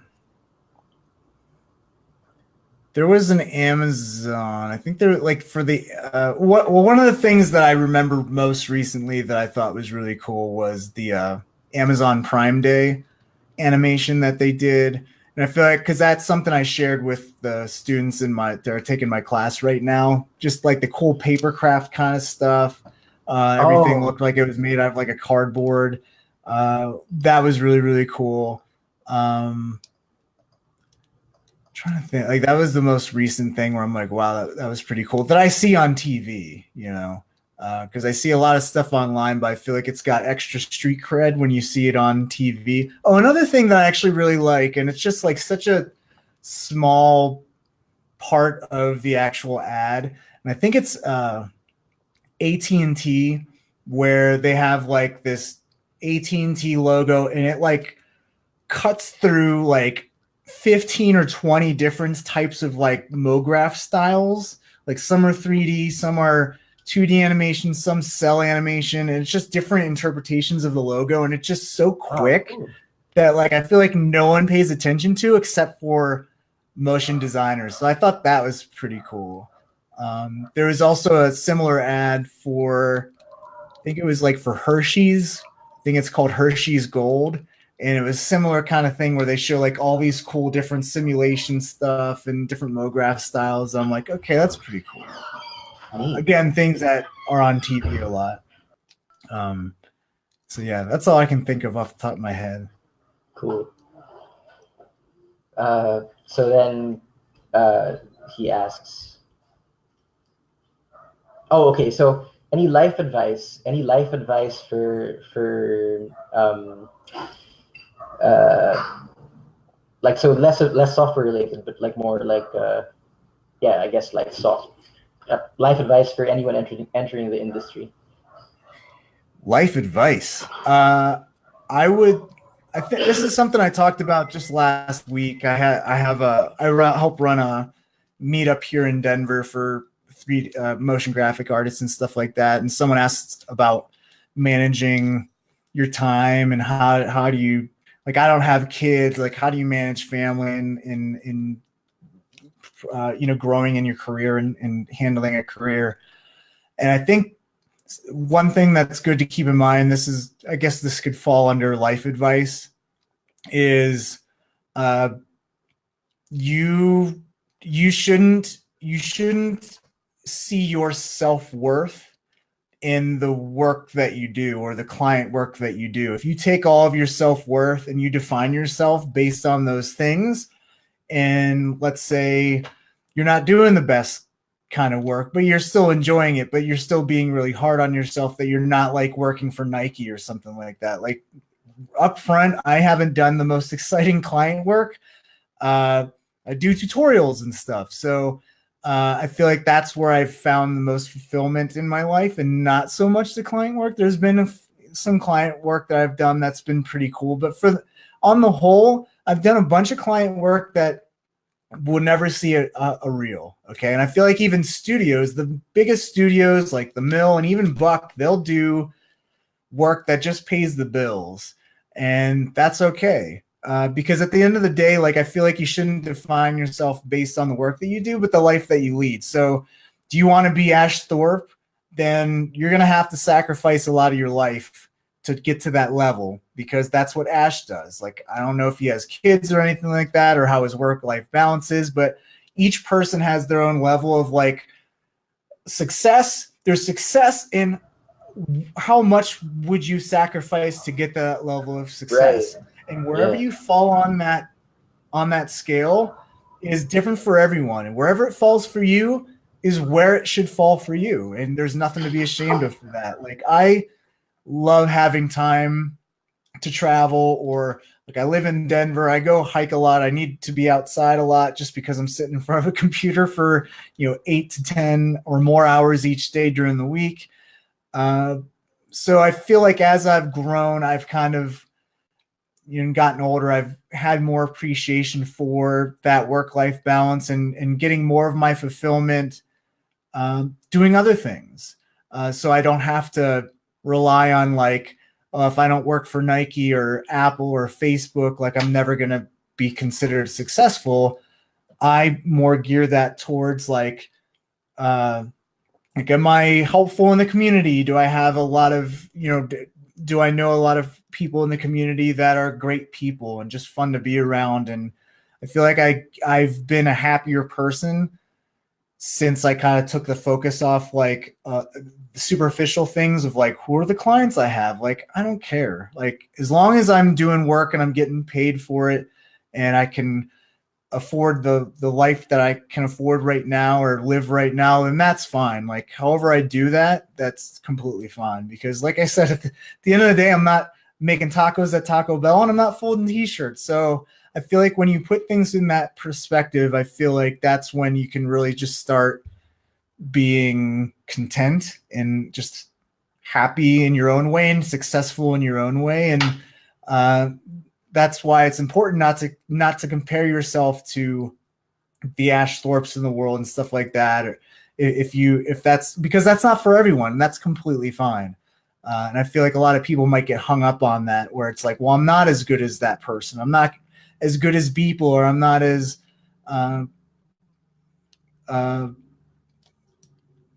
not as creative as Beeple, or making as much work as he's doing. He's also, he's a very unique case. So don't beat yourself up on if you're not someone else, because what it takes to be that someone else might cost a lot more than what you actually want to give up in your own life. So just be okay in your own skin and your own voice and your own style and your own work and your own life. So there's your life advice. Word. Especially, Jake, what's up, buddy? Buddy Jake. Hey, Jake. Good to see him in the chat. He just came in for the good life advice. Cool. Yeah, but like, it's, more feels. Yeah, but it's, I mean, I don't know, like, would you say that like the way you live your life also influences your like the stylistic, artistic decisions you make, the design decisions you make? Like, in a way, you're informed by your experiences, and so that's always something, especially in the world of design or in art. Like, you, that's something you can bring to the table. Yeah. By just being if you have no time to go to the art museum or go to an art show or go do a hike and clear your mind and let thoughts come to you, and you're just always stressed out about stuff, then that's not you're not putting yourself in the greatest environment to be more creative. For sure. I was reading some book where they said that if you think about creativity as a state of mind or like an emotion, you are you're way more accepting when you're not in a good creative mood. So if you consider it a mood, like I'm not in a happy mood right now, okay, that's fine. Yeah. Do what, like there's steps that you take to get yourself in a better mindset. Like I'm not in a good mood, I'm stressed out. I'm gonna go for a jog. I'm gonna go for a hike. I'm gonna do something else and get into a different state of mind. There's things you can do to be more conducive to a better mindset or a better mood. So if you're not feeling creative and you've been sitting in front of your computer for 8 hours and that hasn't helped you, then guess what? Like you're probably gonna need to get the hell out of your house and get out of your office or whatever and try to get yourself in a better mindset. And people Yeah. go through, like you hear creative block all the time in many, many industries. It's just a fact of life. And how you react to that situation can either be beneficial or detrimental. You can either keep piling on yourself for being worthless or like, I'm not creative, I suck, da, da, da. Or you can be like, you know what, I'm not creative. Just like, you know what, I might not be in a good mood today, but I can wake up tomorrow and be like, you know, Right. brighten, you know, Mr. Sunshine out there. Yeah. So Yeah. I think once you frame your mindset around that and be like, you know what, I can't control that I'm in a not in the best creative state right now, but I can do these things that I know will help me get into that mood. So always thinking that it's in your control is very empowering as far Yeah. as creativity goes. So I think once I kind of thought about things that way, it makes you feel like you're more in control and you just don't have it. You know, because everyone has it. Everyone has creativity. You're born with Yeah. it. Yeah. It's just ways to coax it out. For sure. Wow. All right. Thanks for that, and thanks, Steven, for like these awesome questions. Yeah, This that's is awesome yeah, question. yeah. Deep Actually, stuff. oh, yeah, yeah. I always know like the media stuff always comes from like the comment section. Yeah, Yeah. love it. Amazing. Um, okay, and probably the most important question of all. I myself am dying to know. What is your average coffee consumption? Coffee consumption? Yeah. That's a good question. I would say I don't drink hot coffee. I Mhm. drink cold brew coffee. It could Cool. be freezing outside. I'll still drink cold coffee. So what I do is I have this little bucket system. You put grinds on the top bucket. There's a little hole at the bottom, and there's another bucket below it. So you strain the water through very slowly. It like drips down. And that's my cold brew system. So it's concentrated coffee. So I probably pour maybe a couple espresso shots worth of that concentrated stuff, mix it with milk, add some water, add some ice, boom. That, and I usually go through, I don't actually have my cup up here, but I have like a little mason jar, and I Oh, fill cool. that up and I sip that throughout the day, and that seems to do it. Yeah. Cool. Nice. Cold brew. Cold coffee is different than cold brew. So if you Right. go, Yeah. because basically, if you go to Starbucks and you say, give me cold coffee, that's going to be like watered down iced coffee. But if you ask for the Right. cold brew, though, that's like the strong stuff. But it's like it's all about the beans you get too. Like Starbucks for me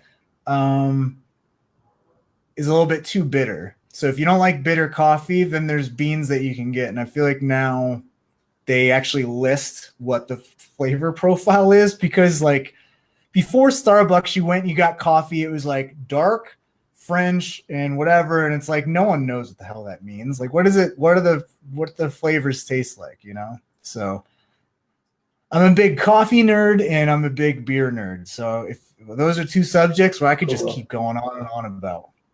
Very cool. Yeah.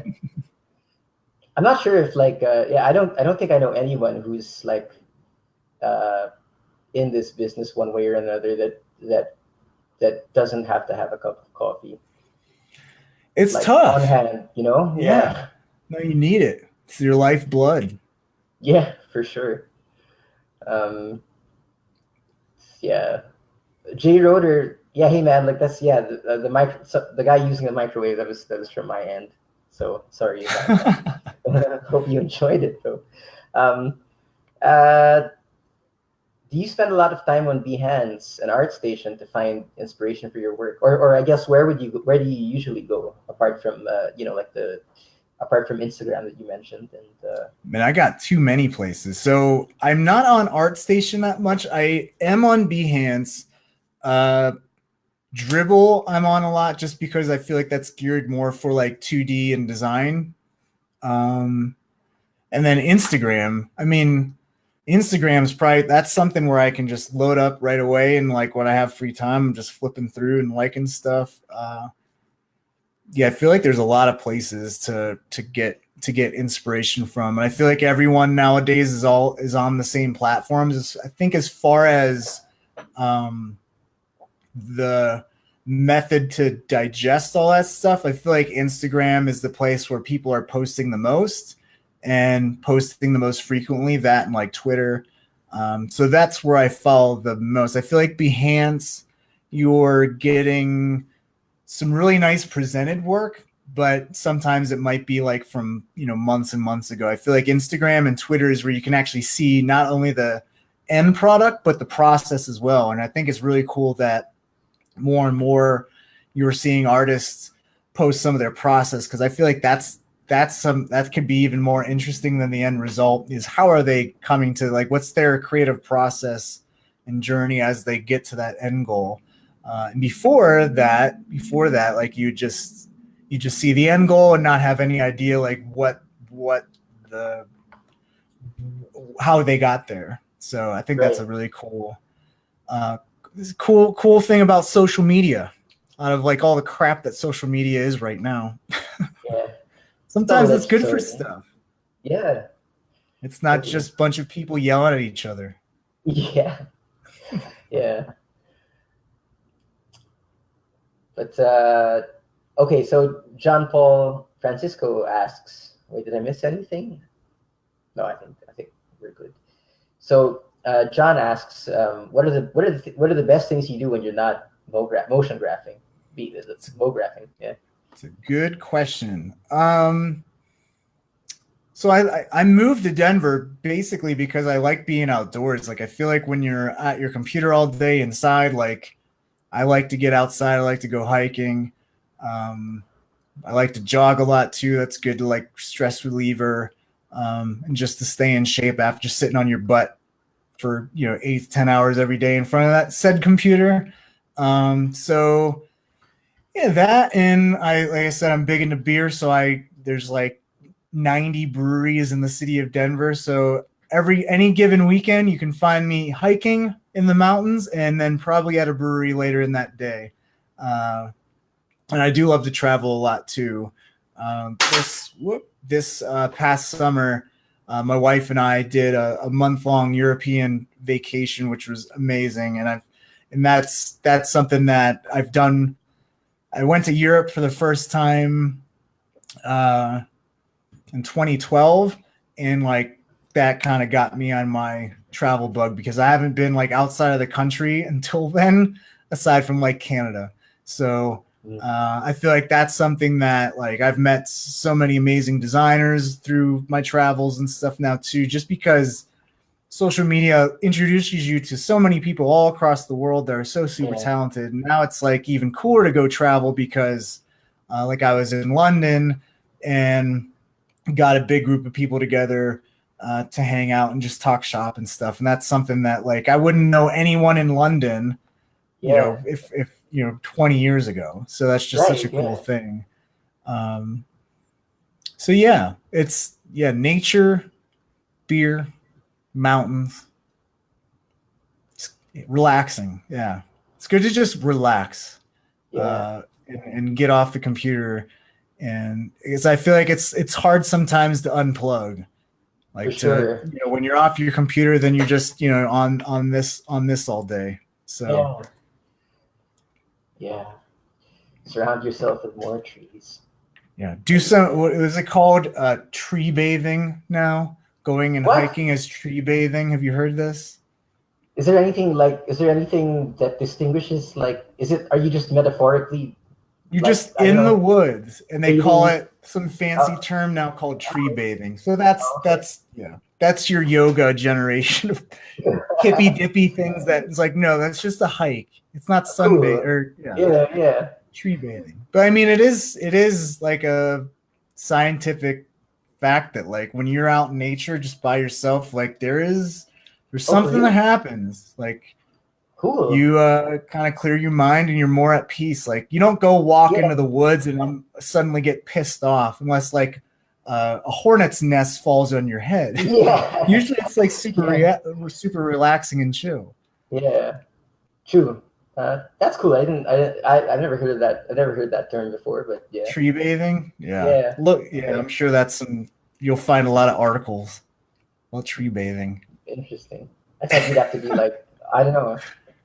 I thought you have to be like running into the woods naked or something, something special like that. No, but Yeah, so like it's putting hiking, yeah. leaves, like rubbing leaves all over Yeah. Like, yourself. oh, yeah. But cool though. Yeah, I'm definitely down for that anytime. Being around trees, not running through trees naked. Right, right. Just being clear. Yeah. Yep. Okay, so yeah, I think like, well, we've been on for a little over 2 hours. Um, Oh boy. so yeah, so I Wow, think we're geez. gonna. Yeah, I know.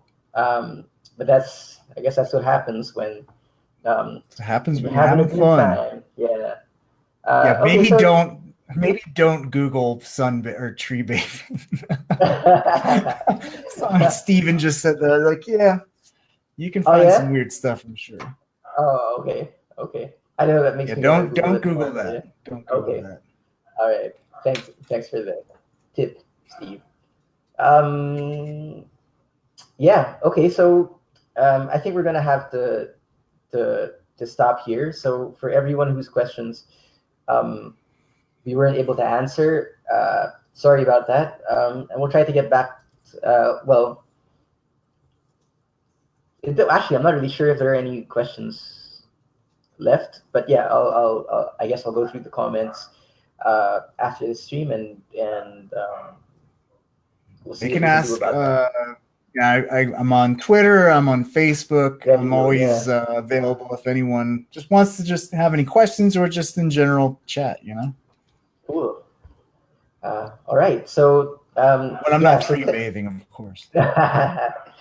Well, it's. But yeah, thanks everyone for coming over. Also, yeah, like I said, we were gonna give you a little something as a gesture of thanks for sticking around to the very end. And that is, and I know like some of you have had to call it in because it's pretty late where you're at. I know I saw a comment like that a while ago. So Otari, I think, yeah, Otari says he had to step out. But Oh don't worry yeah. about it. Like this is for you too. So you guys, if any of you guys wanna try using our service, drop us a line on our Facebook page, and we'll hook you up uh, with an additional amount of credits that are above our starting amount. So you have a hefty sum of credits for you to test your After Effects or cinema scenes on the farm with.